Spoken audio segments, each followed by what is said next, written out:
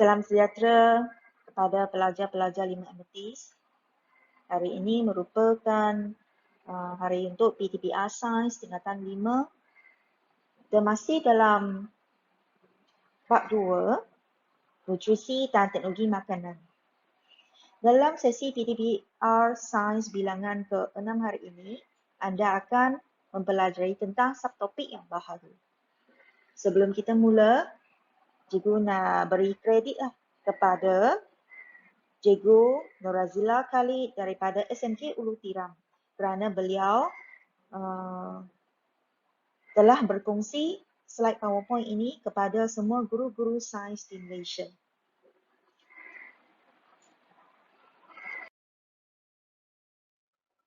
Subtopik yang anda pelajari hari ini adalah 2.2, keperluan nutrien oleh tumbuhan.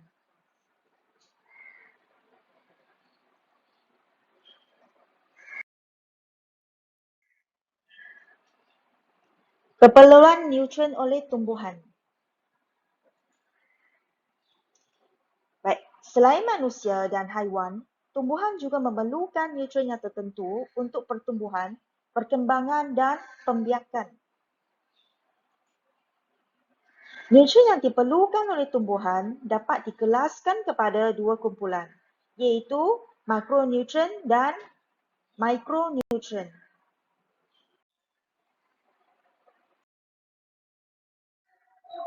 Nutrien yang diperlukan oleh tumbuhan boleh dikelaskan kepada makronutrien dan mikronutrien. Apa maksud makronutrien? Makronutrien merupakan nutrien yang diperlukan oleh tumbuhan dalam kuantiti yang banyak. Contohnya, nitrogen, fosforus, kalium, magnesium, kalsium, sulfur, oksigen, karbon dan hidrogen. Manakala mikronutrien adalah nutrien yang diperlukan oleh tumbuhan dalam kuantiti yang sedikit. Contohnya, boron, molybdenum, ferrum, mangan, kuprum dan zinc.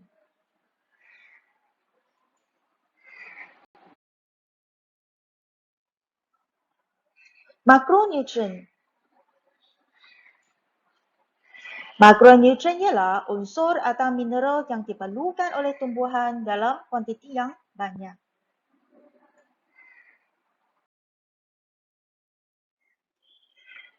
Baiklah, kita lihat contoh makronutrien dan fungsinya. Yang pertama, nitrogen. Nitrogen diperlukan oleh tumbuhan untuk mensintesiskan protein, klorofil, enzim dan asid nukleik.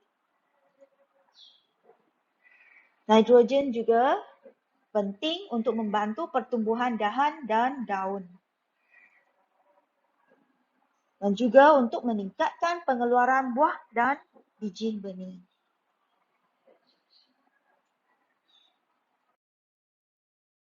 Seterusnya, makronutrien iaitu fosforus berfungsi untuk mensintesiskan protein dan asid nukleik. Menggalakkan pembahagian sel untuk penghasilan bunga dan buah.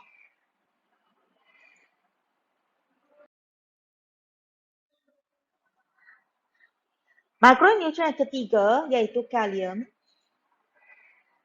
berfungsi untuk mensintesiskan protein, menggalakkan pembahagian sel tumbuhan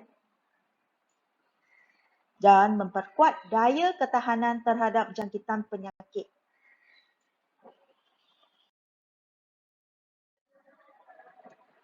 Bagi makronutrien jenis magnesium, magnesium merupakan komponen penting dalam klorofil.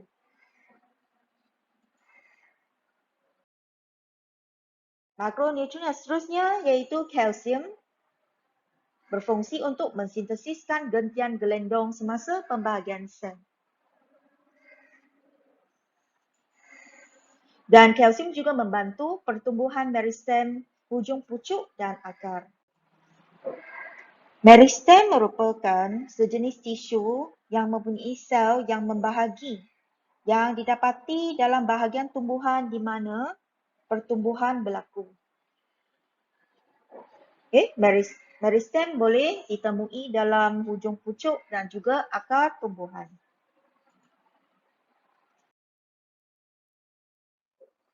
Makronutrien iaitu sulfur berfungsi untuk mensintesiskan protein dan klorofil. Membantu perkembangan buah dan juga menggalakkan pembahagian sel tumbuhan.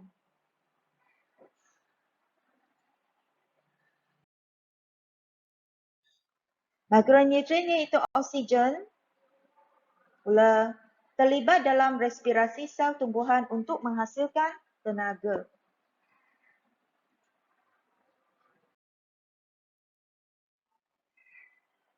Makronutrien yang terakhir iaitu karbon dan hidrogen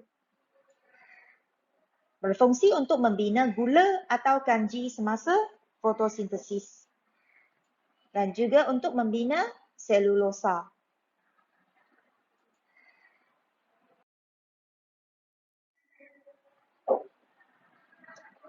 Kita pergi kepada mikronutrien. Mikronutrien ialah unsur atau mineral yang diperlukan oleh tumbuhan dalam kuantiti yang sedikit.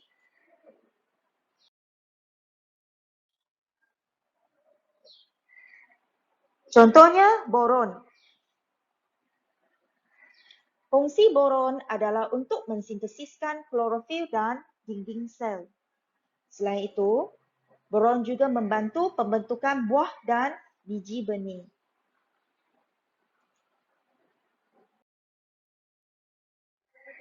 Bagi ferrum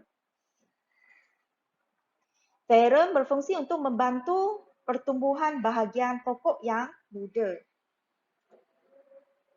Ferrum juga membantu respirasi sel. Mikronutrien yang seterusnya iaitu kuprum. Kuprum terlibat dalam fotosintesis dan respirasi. Selain itu, molybdenum berfungsi untuk mensintesiskan protein dan membantu pertumbuhan tumbuhan.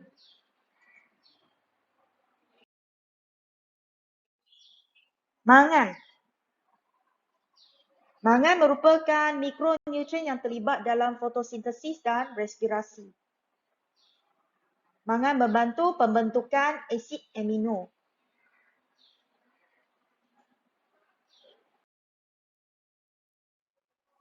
Mikronutrien iaitu zinc membantu sintesis protein dan pembentukan klorofil. Zinc juga membantu pembentukan daun.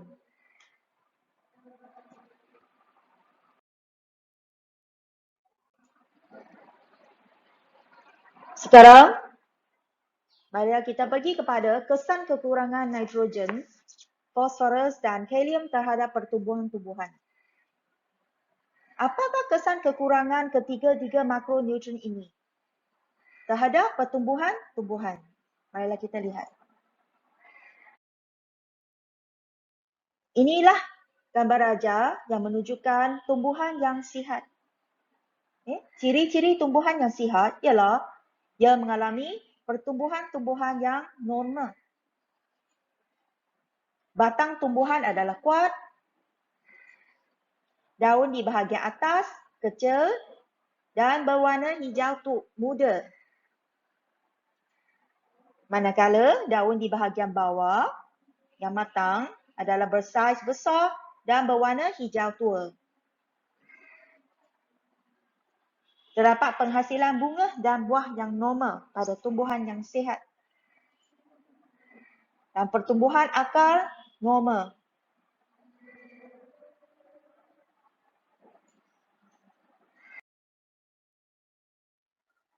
Seterusnya, marilah kita lihat keadaan tumbuhan yang kekurangan nitrogen. Tumbuhan yang kekurangan nitrogen akan mengalami pertumbuhan yang terbantut. Batang tumbuhan adalah lemah. Daun di bahagian atas kecil dan mudah gugur. Daun di bahagian bawah berwarna hijau pucat ataupun kuning. Ini disebabkan daun kekurangan klorofil dan keadaan ini adalah dikenali sebagai klorosis. Tumbuhan yang kekurangan nitrogen juga menghadapi penghasilan bunga dan buah yang terbantut.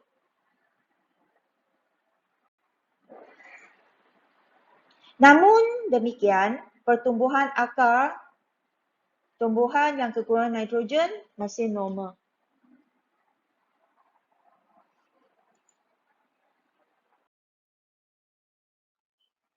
Bagi tumbuhan yang kekurangan fosforus, ciri-cirinya adalah pertumbuhan-tumbuhan terbantut. Tumbuhan lambat membesar dan lambat matang. Batang tumbuhan lemah. Daun di bahagian atas lebih kecil dan berwarna ungu.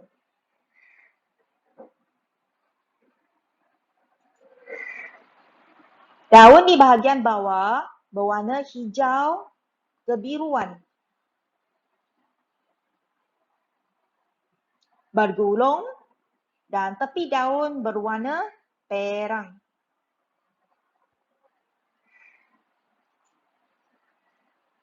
Penghasilan buah dan bunga terhenti.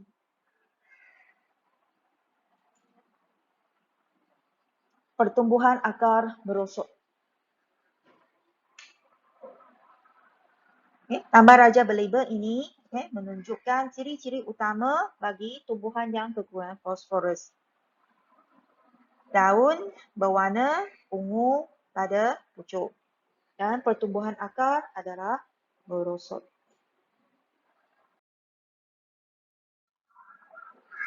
Bagaimana dengan keadaan tumbuhan yang kekurangan kalium? Marilah kita lihat. Pertumbuhan-tumbuhan juga terbantut dan tumbuhan yang kekurangan kalium akan mati sebelum ia matang. Batang tumbuhan juga lemah.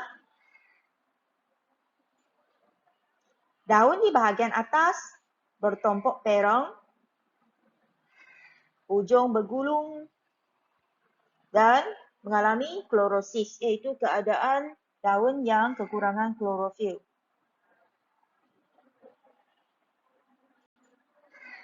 Daun di bahagian bawah layu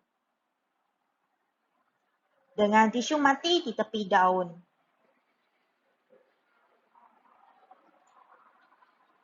Penghasilan bunga berkurang dan penghasilan buah terhenti. Tiada buah. Bunga pun kurang, satu je. Pertumbuhan akar pun berkurang.